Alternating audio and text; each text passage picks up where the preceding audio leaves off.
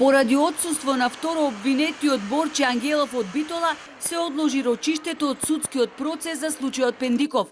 Во судницата не се појавија нити двајца сведоци. На барање на судијата, на наредното рочиште, закажано за 16 април, ќе бидат спроведени со полициска асистенција. Сметам дека се работи за купување на време, дека намерно го одолговлекуваат процесот.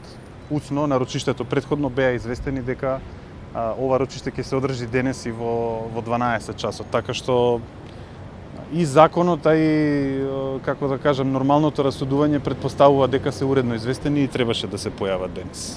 Но на денешната главна расправа беше одсутен и Христијан Пендиков. Неговиот адвокат потврди дека тој повеќе нема да доаѓал, бидејќи бил сослушан. Ке се појавил само доколку имало потреба од дополнителни прашања поврзани со тепачката. Неговиот адвокат приложи невропсихијатриско вештачење и оштетно побарување во висина од 20.000 евра.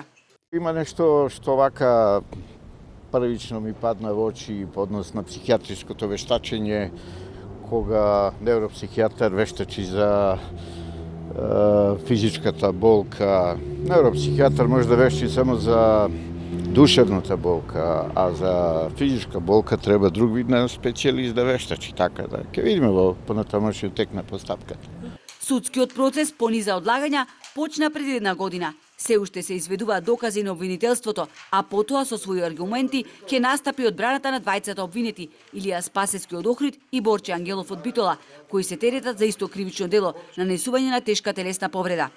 Инаку, пред почетокот на денешната расправа, една од бугарските новинарки не дозволи судската полиција да изврши претрес на личните работи со кои влезе во судницата.